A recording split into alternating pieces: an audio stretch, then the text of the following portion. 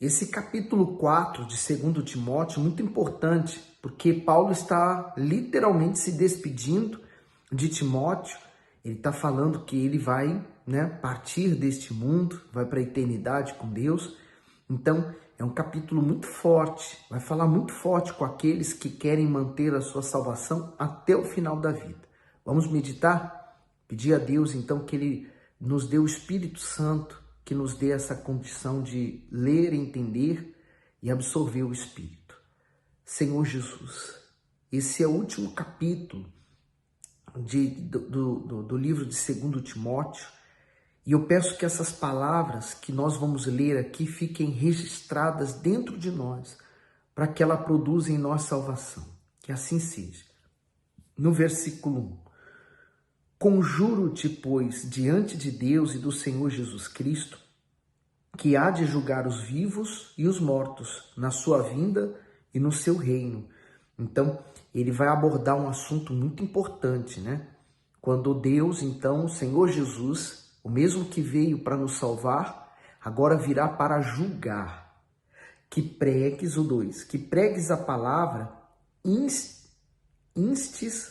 a tempo e fora de tempo, corrijas, repreendas, exortes, com toda longanimidade e doutrina. Então, ele tinha que pregar. Essa é a nossa obrigação. Nossa obrigação é falar a verdade. Doa quem doer, goste ou não goste. Porque a verdade é a melhor coisa. Ela cura, ela restaura, ela salva, ela transforma. Então, nós não podemos negar. Porque há passagens que, quando nós falamos, a igreja gosta, porque ela diz respeito à vitória, conquista, uma vida boa. Mas quando nós falamos de construção de vida, de entrega, de partir o coração, de entregar a vida, então nós falamos de sacrifício pessoal, o sacrifício das nossas vontades. E aí é onde há mais dificuldade e nem toda a gente gosta de ouvir. O Macedo escreveu assim no comentário: que pregues a palavra. Essa foi a ordem que Paulo deu a Timóteo e que se estende a todos aqueles que recebem o evangelho. Timóteo jamais poderia esquecer que a razão da sua vocação era anunciar a palavra, e ele tinha que fazer isso de forma constante, séria e intrépida. Além disso, não deveria esperar uma ocasião especial para pregar às pessoas, pois tanto os tempos bons e os felizes quanto os tempos maus e tristes são oportunidades para transmitir a mensagem divina. Todos os dias, milhares de pessoas partem deste mundo sem a salvação. Mas, uma vez que não aceitaram o Senhor Jesus como seu Salvador, entre essas pessoas estão desconhecidos, amigos e entes queridos. Por isso, é impossível saber a verdade e ficar omisso ao sofrimento alheio. Mas, diante do tempo, que é curto, o que podemos fazer? Sempre há um familiar ou alguém ao nosso lado que necessita conhecer o Senhor Jesus. Nesse caso, se coloca à disposição de Deus, pois em qualquer lugar você pode ser usado para a sua obra. E continuando no 3. Porque virá tempo em que não suportarão a sã doutrina, mas tendo coceira nos ouvidos, amontoarão para si doutores conforme as suas próprias concupiscências. Pois esse versículo aqui parece que está retratando a realidade dos dias de hoje, As pessoas, quando elas ouvem a verdade, a verdade que liberta, é como se elas têm coceira no ouvido, porque aquilo soa mal, elas não gostam. O que normalmente a pessoa faz? Se há um pastor que fala muita verdade, ele é muito enfático, ele luta contra o pecado, aquela pessoa vai para outra igreja onde o pastor não vai falar sobre aquilo. Então as pessoas procuram mensagens que vai de encontro ao seu coração, que apacente o seu coração, mas não que leve ela à verdade, à libertação. Bispo Macedo escreve assim: desviarão os ouvidos da verdade. Paulo advertiu sobre um tempo de apostasia muito grande no futuro, nossos dias, em que as pessoas não suportariam a pureza da palavra de Deus e dos seus conselhos. Será um período de intolerância, de depravação tão intenso que os homens virarão as costas com indignação, ódio, desprezo e zombarias aos princípios sagrados.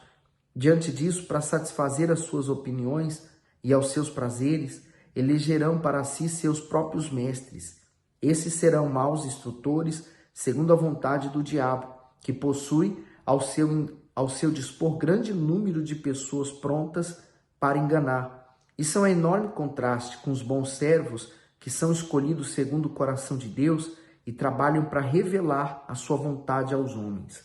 Agora, continuando o 4. Desviarão os ouvidos da verdade, voltando às fábulas. Fábulas, você sabe, né? É uma coisa que não existe, é fantasia.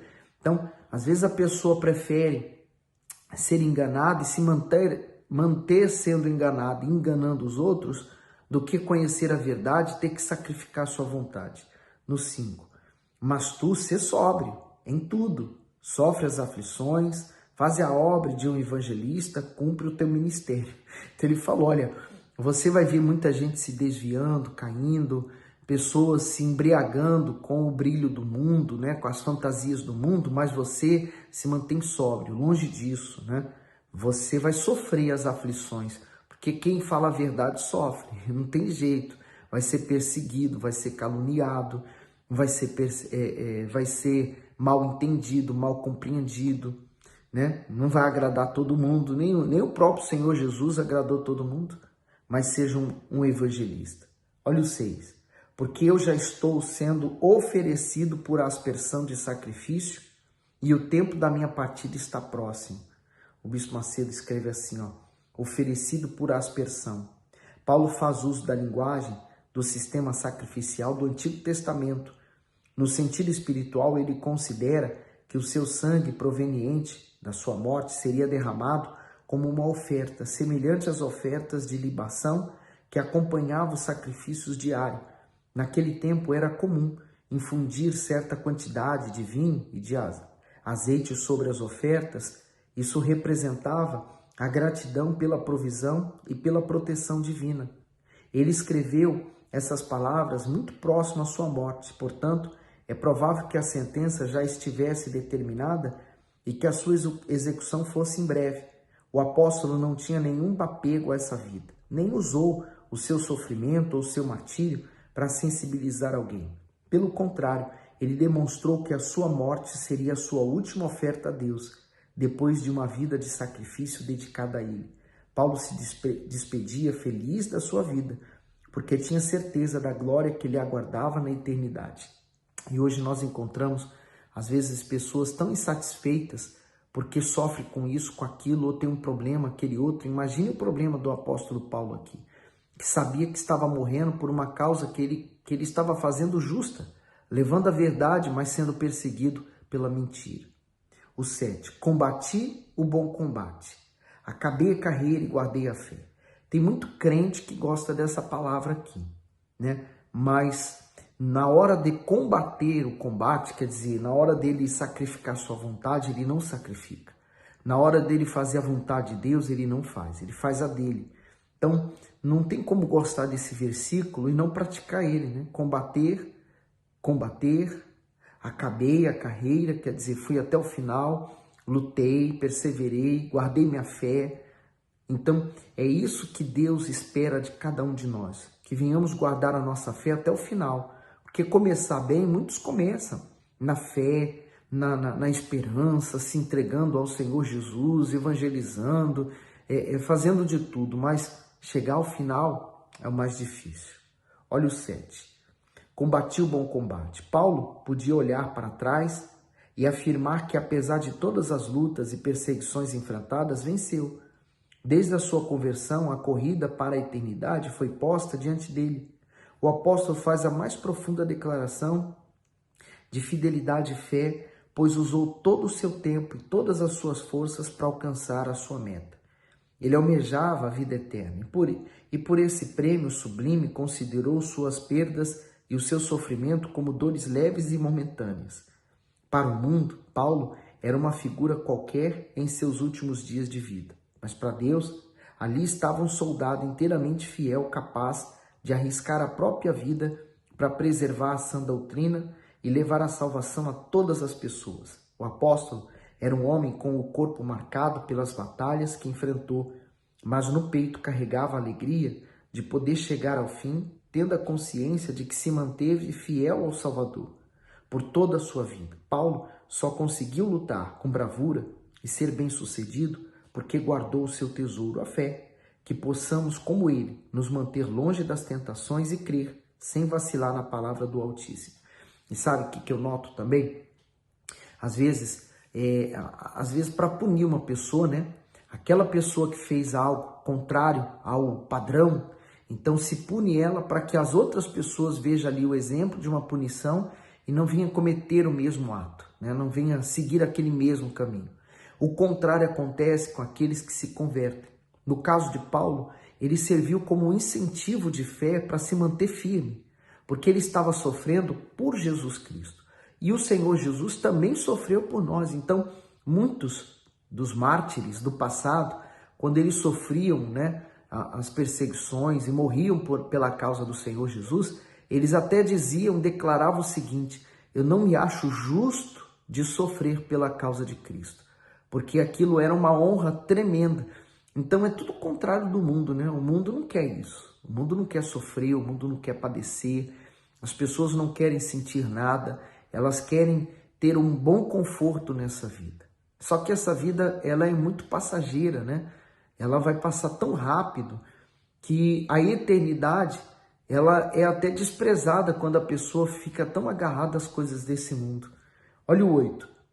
Desde agora, a coroa da justiça me está guardada, a qual o Senhor, justo juiz, me dará naquele dia, e não somente a mim, mas também a todos os que amarem a sua vinda.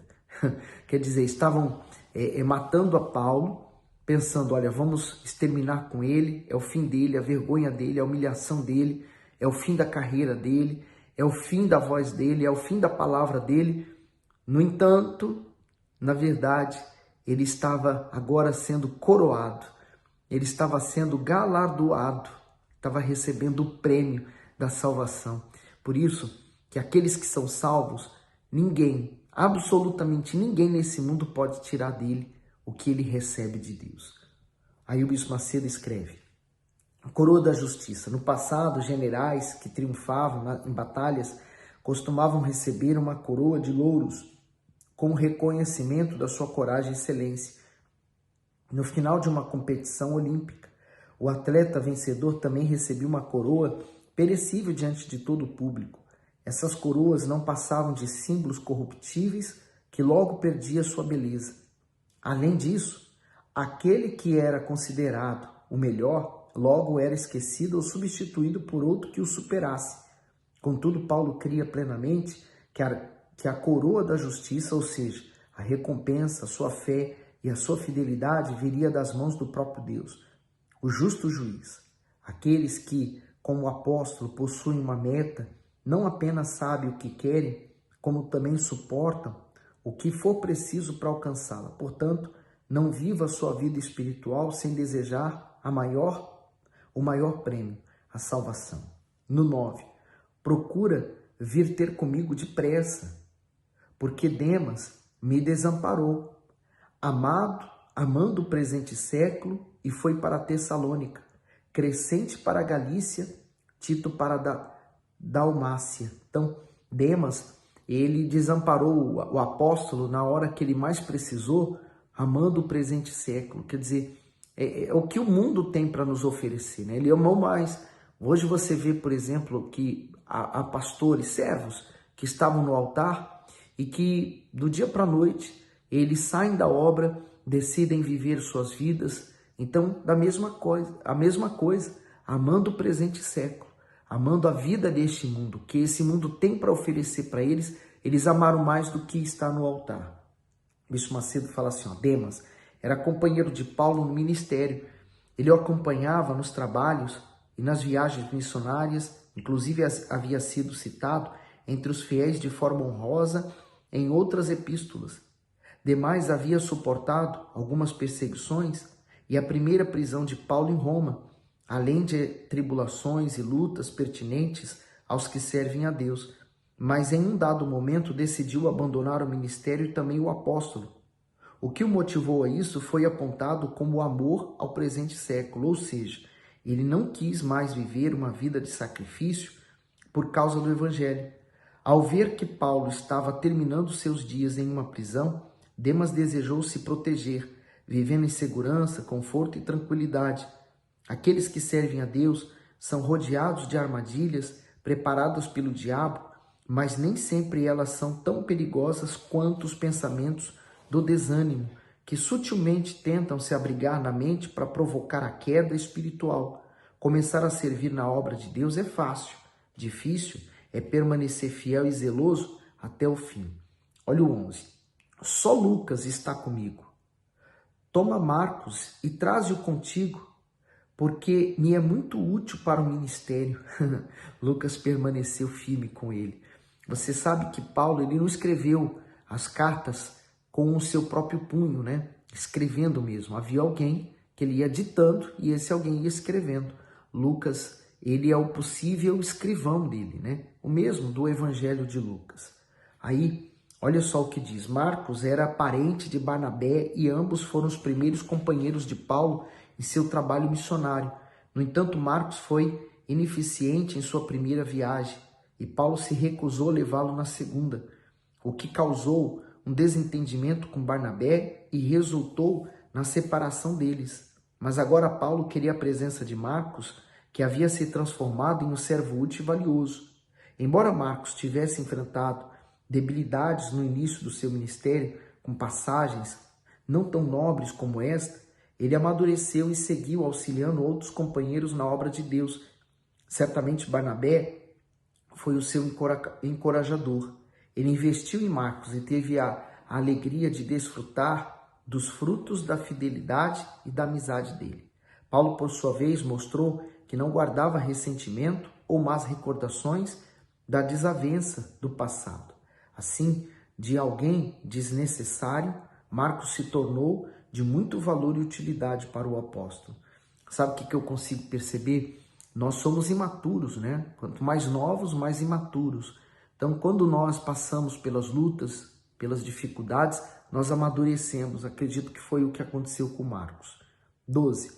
Também envie Tíquico a Éfeso.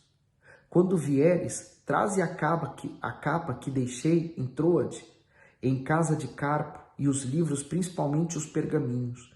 Bispo Macedo escreve assim, ó, a capa e os livros. Paulo era um renomado fariseu, filho de fariseu, e possuía uma família bem estruturada financeiramente. Ele nasceu em Tarso da Cilícia, o que lhe proporcionava inclusive o título de cidadão romano.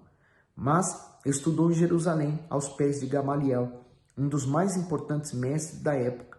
Paulo teve uma educação esmerada, era doutor na lei de Moisés, versado na cultura judaica e greco-romana, e possuía amplos conhecimentos de filosofia, direito e história. Porém, ao se converter ao Senhor Jesus e se entregar à sua obra, se esvaziou de tudo isso. No fim da sua vida, seus bens pessoais se resumiram a uma porção de livros e pergaminhos, material que certamente continham parte das escrituras e uma capa para se proteger da umidade e do frio do inverno que estava para chegar. Essa peça consistia em uma pesada veste de lã sem mangas, que tinha o comprimento na altura dos joelhos. Veja que o apóstolo pediu apenas o suficiente para atender a sua necessidade. Paulo era aparentemente pobre, mas um tesouro incalculável o aguardava no céu, a coroa da vida. E aí, continuando agora no 14. Alexandre, o latoeiro, causou-me muitos males. O Senhor lhe pague segundo as suas obras. Aí o Bispo Macedo escreve, né? Alexandre, o latoeiro. Naquela época, tanto este nome quanto a profissão de latoeiro, que significa ferreiro, eram muito comum. Por isso, não há consenso quanto à sua identidade, embora haja grande possibilidade de se tratar do mesmo Alexandre que foi entregue a Satanás pelo apóstolo, juntamente com Emeneu. O fato é que ele foi um opositor à pregação do evangelho. Provavelmente Alexandre exerceu sua influência, promovendo calúnias, perseguições, o que motivou a instrução de Paulo a Timóteo para que tivesse cautela com ele. Mesmo diante dos malefícios sofridos, o apóstolo revela sua dependência de Deus, ao desejar que ele próprio retribua Alexandre por suas obras. Com isso, Paulo o confiou às mãos do Altíssimo, a quem pertence a vingança. Você sabe que, infelizmente, a pessoa que ela sai de um ministério, né, de uma igreja, infelizmente essa pessoa está magoada.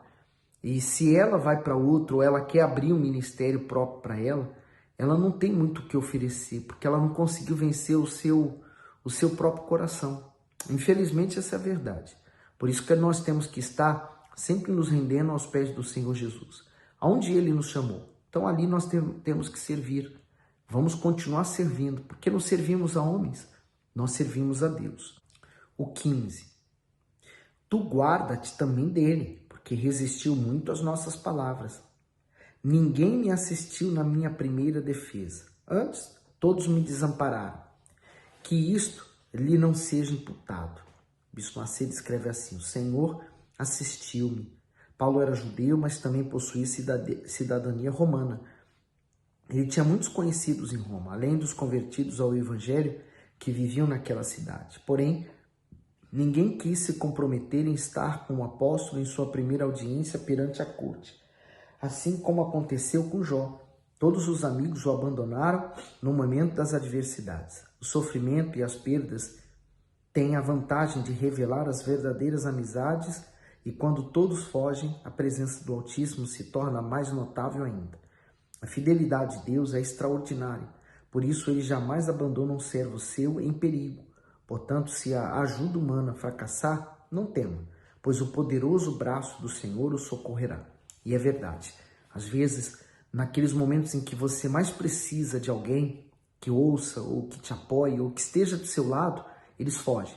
Quando você, então, está sendo julgado por uma questão qualquer, ainda que injusta, aqueles que estavam do seu lado fogem porque não querem estar comprometidos com você. Você já passou por isso? O Senhor Jesus passou e todos nós vamos passar um dia. Se você não passou, vai passar ainda. Mas se mantenha firme, Deus é fiel. No 16, né? 17. Mas o Senhor assistiu-me e fortaleceu-me para que por mim fosse cumprida a pregação. E todos os gentios a ouvissem, e fiquei livre da boca do leão. Sabe, é exatamente o que acontece. Quando não há mais nenhum recurso que você possa ter nesse mundo, então Deus se torna o seu único recurso, e aí você tem uma experiência maravilhosa com Ele. 18. E o Senhor me livrará de toda a má obra, e guardar-me-á para o seu reino celestial, a quem seja glória para todo sempre. Amém. Saúda a Priscila e a Áquila e a casa de Onésiforo, a Priscila e Áquila e a casa de Onésiforo. Trazendo a forma abreviada do nome de Priscila, Paulo saúda esse casal pelo qual nutria fortes laços de amizade. Priscila, Áquila e Paulo se conheceram em Corinto na primeira viagem do apóstolo à cidade, e desde então eles se tornaram amigos fiéis e seus colaboradores na obra de Deus. Por muitos anos cederam a própria casa para as reuniões da igreja, apoiando com isso o trabalho evangelístico de Paulo. Onísiforo também foi um amigo leal que prestou auxílio a Paulo quando ele esteve encarcerado. Suas visitas e palavras restauraram o ânimo do apóstolo no momento em que ele tanto precisou de apoio. Amizades sinceras e leais, como a desses amigos, têm se tornado cada vez mais escassas. Elas são verdadeiro consolo e apoio do Espírito Santo aos seus servos, por isso são tão preciosas. E aí, continuando no 20, Erasto ficou em Corinto e deixei Trófimo, doente em Mileto. Procura vir antes do inverno. Éubulo e Prudente e Lino e Cláudia e todos os irmãos te saúdam. O Senhor Jesus Cristo seja com o teu espírito, a graça seja convosco. Amém. E o bispo encerra assim, ó: a graça seja convosco. Amém. Essas foram as últimas palavras de Paulo registradas nas Escrituras Sagradas. Embora na ordem cronológica dos livros, essa epístola não seja a última, ela encerrou os escritos do apóstolo enquanto aguardava a execução em uma prisão de Roma. Mesmo sozinho fisicamente e tendo a morte diante de si, ele não estava aflito, amargurado ou magoado, mas cheio do Espírito Santo e feliz, por estar prestes a tomar posse da vida eterna. É muito preciosa, né? A pessoa que serve a Deus, ela tem tudo. Ela pode perder tudo neste mundo, mas ela continua tendo tudo. É muito bom que você possa ter o que eu tenho, né? Que você possa possuir o que eu possuo. É o que eu quero para você. Continue meditando. Amanhã voltamos então a meditar agora no livro de Tito, também uma carta do apóstolo Paulo a Tito. Nós vamos continuar meditando aqui no Novo Testamento.